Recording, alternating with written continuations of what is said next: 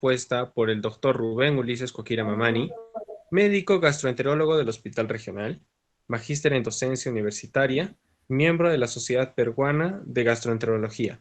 Esta ponencia se ha dado gracias al Comité Permanente de Atención Integral en Salud, ¿no?, de la Asociación Científica de Estudiantes de Medicina Humana de la Universidad Andina del Cusco, ASIEM Andina, ¿no? Agradecerle por su participación a todos los conectados ya, y agradecerle de manera encarecida por su tiempo y por la exposición que va a dar a continuación el doctor, ¿no? Y un cordial saludo y también un agradecimiento de parte de nuestra presidenta de la asociación, Adaya Alexandra Veraluza, y también de nuestra directora del comité, Alexandra Cortés. Sin más preámbulo, vamos a dar inicio a esta ponencia, previamente ya mencionada, promoción y prevención de hepatitis, ¿no? Y ahora les dejo a cargo le dejo la palabra al doctor, ¿no? Para que dé inicio a esta ponencia. Todo suyo la palabra, doctor. Buenas noches. Buenas noches. Muchísimas gracias a todos ustedes por invitarme a participar de estas reuniones muy importantes respecto a la promoción y la prevención respecto a la hepatitis B. Bueno, empecemos. Dentro del grupo de todas las hepatitis que existe en el mundo entero, la distribución más frecuente está dada por la hepatitis de tipo A. Recordemos que en el Perú también existe hepatitis A. Con mucha frecuencia vemos en nuestra sociedad zonas donde somos carentes de servicios de agua, desagüe, donde la gente vive hacinada, con bajos recursos económicos, y por ende la hepatitis A prolifera en esos lugares. Si hablamos de la hepatitis B, también, vean ustedes la distribución, representa un gran porcentaje en el Perú, sobre todo en zonas endémicas como Ceja de Selva, tanto de Perú como Cusco. Cusco no es exenta de esto, la zona norte de la convención también es muy frecuente observar hepatitis B en esta población. En este cuadro en general podemos observar un poco de la virología y el comportamiento de estos virus. El virus de hepatitis A, por ejemplo, tiene un periodo de incubación de 15 a 19 días. En este caso, el virus de hepatitis B tiene más tiempo de incubación, entre 60 y 180 días. La vía de transmisión para el virus de hepatitis C es parenteral, ¿ya? Recuerden que vía parenteral hace referencia a un contacto con fluidos, ya sea por ejemplo, transfusiones de sangre. Uno puede contraer el virus de hepatitis B por el uso de tatuajes, las relaciones sexuales, también por compartir drogas endovenosas, intervenciones quirúrgicas, dentales, el uso de los aparatos de hemodiálisis, donde no se hace un adecuado descarte de virus B o C, podría uno adquirir esta enfermedad. Bueno, existen muchos otros tipos de virus que enferman el hígado. La hepatitis no solamente se debe al virus de hepatitis B, puede deberse al herpes, citomegalovirus, Epstein-Barr, varicela, rubiola, entre muchos otros virus hepatotropos. Existen otras causas de hepatitis. Tienen que saber que existe hepatitis autoinmune, la esteatohepatitis no alcohólica o la hepatitis por consumo de alcohol, fármacos o algunas otras toxinas. En relación al virus de hepatitis B, y en relación a la promoción y prevención, es muy importante que ustedes reconozcan cuáles son los factores de riesgo por los cuales uno puede padecer de hepatitis B. Pero, ¿qué es la hepatitis B? El virus de la hepatitis B, causante de esta enfermedad, pertenece a una familia llamada Hepatnaviridae. En su estructura vamos a ver, igual que el coronavirus, tiene unas prolongaciones llamadas antígenos de superficie. En su estructura interna tiene un DNA ya incompleto que requiere un huésped para completar y poder formar estructuras propias del virus, además de una proteína core. Ahí vemos en una fotografía de la microscopía electrónica varios tipos de virus de hepatitis B. Dentro de la genética para este virus podemos recordar que hay un gen S que favorece la síntesis del antígeno de superficie, un gen C, la proteína core, el gen X, que determina la virulencia de este virus. Epidemiológicamente, tienen que ustedes saber que el virus de hepatitis B se ve a nivel mundial, pero con más alta prevalencia en las zonas rojas. Por ejemplo, Perú está en una zona de alta prevalencia para el virus de hepatitis B. Y dentro de Perú, Cusco no es exento de esto. Tenemos una alta endemicidad para el virus de hepatitis B. Recordemos cómo se puede uno contraer o contagiar por virus de hepatitis B, cómo uno puede transmitir el virus de hepatitis B. Es muy importante reconocer esto. Por ejemplo, por vía parenteral hemos hablado, hemodonaciones, las transfusiones de sangre, no solo de sangre, de cualquier hemoderivado, plasmas, plaquetas, entre otros. El uso de aparatos de hemodiálisis.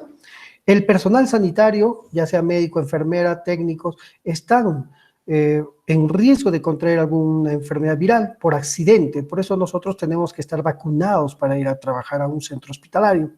El uso de drogas endovenosas, las relaciones sexuales. También existe la vía vertical, es decir, la madre podría transmitir el virus al bebé. Otros modos de transmisión todavía están en estudio. ¿Qué sucede cuando el virus de hepatitis B ingresa al cuerpo? Debemos recordar que debe existir una alteración del sistema inmunológico para que este pueda hacer enfermedad, porque gran porcentaje de personas que padecen o son infectados por este virus suelen autolimitar su enfermedad. Ya recuerden que depende mucho de la carga viral. Para cualquier infección viral, depende mucho de la cantidad de virus que ingresa y daña ciertos órganos. Por ejemplo, recordemos en esta pandemia que el coronavirus, por ejemplo, ingresa por vía respiratoria y se instala en el pulmón, pero depende mucho de la carga, la cantidad de virus que existe. Lo mismo sucede con el virus de hepatitis B, ingresa por cualquier vía de las que hemos mencionado, se instala en el hígado porque es hepatotropo y dependiendo de la cantidad de virus puede dañar el hígado, los hepatocitos y provocar necrosis hepatocelular, muerte de las células. Pero eso depende mucho de la respuesta inmunológica del huésped, es decir, si usted tiene una respuesta inmunológica adecuada, puede atenuar la infección. Si usted está desnutrido, de repente es un bebedor crónico, es decir, alcohólico crónico, o de repente consume medicamentos hepatotóxicos, o tiene alguna enfermedad de fondo que daña el hígado, por ejemplo, una cirrosis por enfermedad de Wilson, hemocromatosis, deficiencia de alfa-1 antitripsina, cualquier otra enfermedad que dañe el hígado, previamente podría, incluso el uso de corticoides con baja de defensas podría despertar una enfermedad por hepatitis B. En esta imagen podemos observar cómo el virus de hepatitis B ingresa a la célula hepática, al hepatocito. Una vez que ingresa, descarga su código genético, el cual va al núcleo y completa su ADN incompleto, y esto le permite la síntesis de proteínas que van a formar los próximos viriones o próximos virus que destruyen el hepatocito, se liberan y finalmente contagian otras células. ¿Cuál es el cuadro clínico? ¿Cómo yo puedo reconocer si tengo o no el virus de hepatitis B? Si yo tengo, por ejemplo, algún factor de riesgo de los que ya hemos mencionado, la promiscuidad sexual, múltiples parejas sexuales, el uso de drogas endovenosas, tatuajes, de repente estoy recibiendo transfusión de sangre o soy politransfundido, algún hemodiderivado, o de repente mi madre tuvo hepatitis B y el bebé podría tener hepatitis B. Provengo de una zona endémica de hepatitis B, de la Convención, Madre de Dios, etcétera. Y así, cualquier factor de riesgo debe a uno hacer sospechar de que esta persona puede tener hepatitis B. ¿Y cuál es la clínica?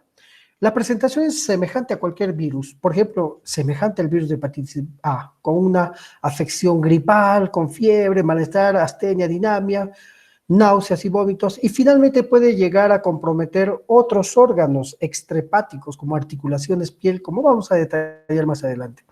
Podría pasar a ser una cronicidad, desarrollar cirrosis hepática, o incluso, como consecuencia de este virus, podría pasar a formar un cáncer, un carcinoma hepatocelular. Veamos entonces qué formas clínicas tenemos. La infección aguda, en niños es menos grave que en adultos y puede ser asintomático. Se caracteriza por un periodo de incubación largo, recuerden, de entre 60 y 180 días y de inicio insidioso. Existe una fase prodrómica. Al principio puede haber síntomas como fiebre, malestar, anorexia, seguido de náuseas, vómitos, malestar abdominal y escalofríos. Puede en algunos casos aparecer el síntoma más clásico, que es la coloración amarillenta de la piel y de las mucosas. A esto se llama ictericia. Observen la imagen de esta persona con los ojos y la piel amarillos.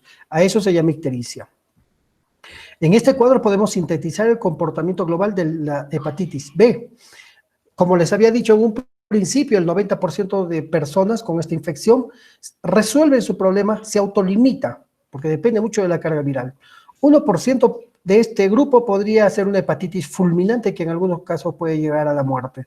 El 9% puede hacer cronicidad, es decir, cuando el antígeno de superficie es mayor a 6 meses, sigue positivo y puede hacer una enfermedad crónica. Incluso siendo una enfermedad crónica, el 50% de este grupo se resuelve espontáneamente, o suele ser asintomático, o persistir como una enfermedad crónica, y finalmente desarrollar cirrosis, hepatocarcinoma, o manifestaciones extrahepáticas como poliarteritis nodosa, glomerulonefritis con afecciones de riñón, articulaciones, entre muchos otros órganos. Entonces, depende mucho de la hipersensibilidad o respuesta inmunológica por la cual nosotros damos respuesta ante la presencia de este virus, ¿no? En este cuadro podemos repasar que la hepatitis aguda puede llegar a ser crónica, desarrollar cirrosis, incluso cáncer de hígado y finalmente puede ser fatal.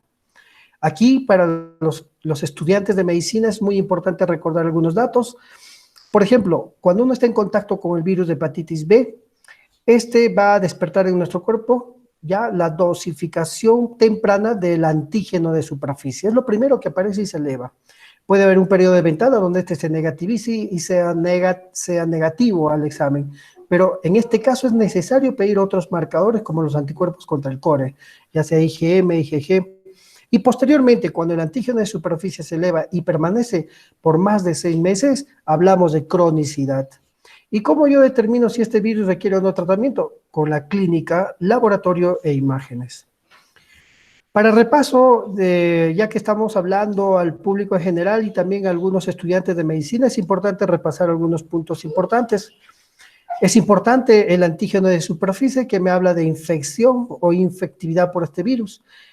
La inmunoglobulina M, como en el anticore, para hablar de agudeza, los anticuerpos contra el core que confieren inmunidad permanente, y esto es muy importante que recuerden, el antígeno E habla de replicación. Si el paciente tuviera el antígeno E positivo, significa que el virus se está replicando, y al replicarse significa que está contagiando y puede hacer daño hepatocelular con muerte de células y finalmente puede llegar a hepatitis fulminantes, ¿no? Los anticuerpos contra el antígeno de superficie se ven positivos cuando uno se vacunó. Las 3 dosis de la vacuna son muy importantes para prevenir esta infección, sobre todo cuando uno va a viajar a una zona endémica o cuando uno va a trabajar en un área hospitalaria o un centro de salud donde podría accidentalmente contraer el virus de hepatitis B. Entonces tiene que ir vacunado. Una vez recibidas las vacunas, tiene que dosarse el anticuerpo contra el antígeno de superficie. La carga viral está dada en PCR por el ADN del virus de hepatitis B y esto me permite saber cuándo iniciar un tratamiento. El 80% de casos puede presentarse como un carcinoma hepatocelular primario de hígado a partir de la infección por el virus de hepatitis B. Entonces, ¿cómo diagnostico yo la hepatitis B? Primero, con la sospecha clínica. Esta sospecha clínica está dada fundamentalmente por los factores de riesgo por los cuales uno puede contraer esta enfermedad. Repasemos. Para yo saber cuál es el pilar más importante en cuanto a la prevención, debo saber que uno puede contraer este virus por tener múltiples parejas sexuales, por ejemplo. No es bueno, es recomendable practicar la monogamia. Lo otro es compartir drogas endovenosas y finalmente ir a centros donde no hay un adecuado control de los hemoderivados como la sangre y requiere uno transfusión de sangre y accidentalmente puede traer el virus por esta vía. Lo otro es la transmisión vertical, madre-hijo, el uso de tatuajes. Hoy por hoy se está haciendo común el uso de los tatuajes. Tengan mucho cuidado. No solamente la hepatitis B puede ingresar por estos aparatos, sino también el VIH y entre muchos otros virus.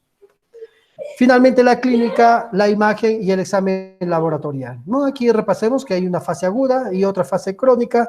Puede haber una hepatitis fulminante y también puede llegar a cirrosis y carcinoma hepatocelular. Repasemos aquí en este cuadrito, serológicamente, cuando uno tiene una infección aguda, generalmente el antígeno de superficie está positivo y el IgM también. ¿Cómo trato yo la hepatitis B? Primero, me aseguro que el paciente sea bien diagnosticado, determino si está en una fase aguda o en una fase crónica o un periodo de ventana y de acuerdo a eso hago un dosaje de la carga viral. Le pido un perfil hepático para ver si hay daño hepatocelular, es decir, transaminasas elevadas, bilirrubina elevada, una alteración del tiempo de protrombina, etcétera. Clínicamente me aseguro si tiene signos de hipertensión portal, como ascitis, encefalopatía hepática, varices esofágicas, entre otros. Y finalmente le doy tratamiento para la infección. Puedo administrar análogos de nucleósidos como adefovir, dipivoxil, fanciclovir, entre otros. Se está utilizando también el interferón alfa y también la terapia libre de interferón. ¿Qué otras manifestaciones inusuales puede dar la hepatitis B?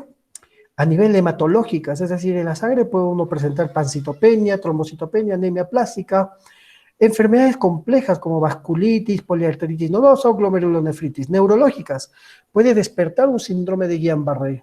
Recuerden, esto es muy importante, polineuritis, etcétera.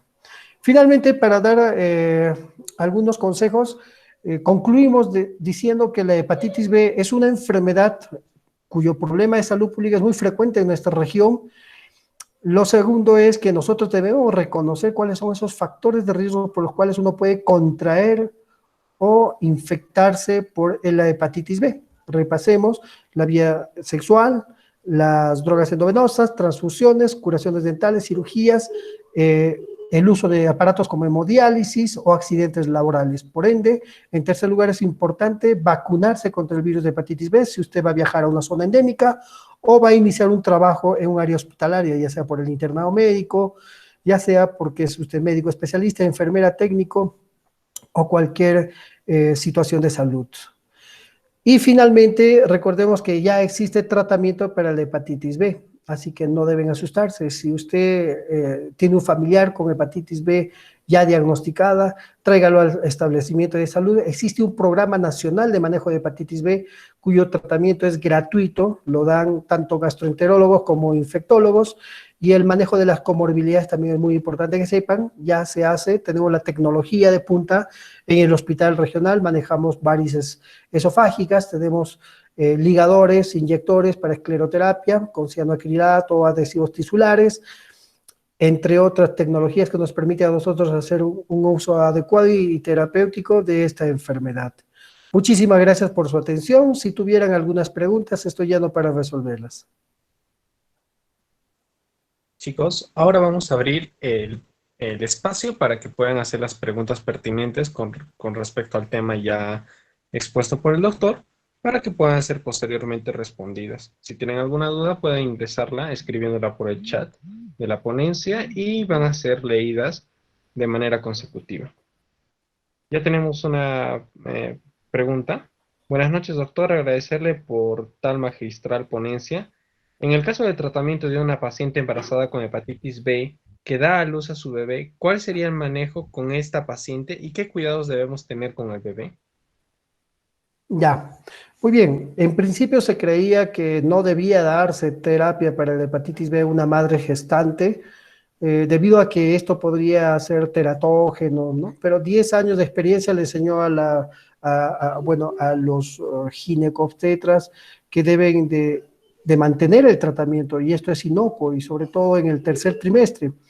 Ahora, profilácticamente se dice que se puede dar inmunoglobulinas para evitar la transmisión fetal, ¿no?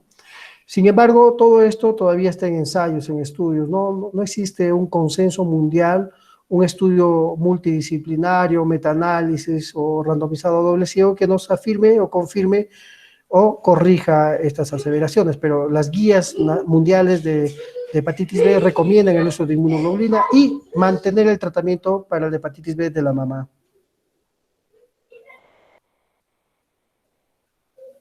Gracias, doctor. Una siguiente pregunta, tal vez.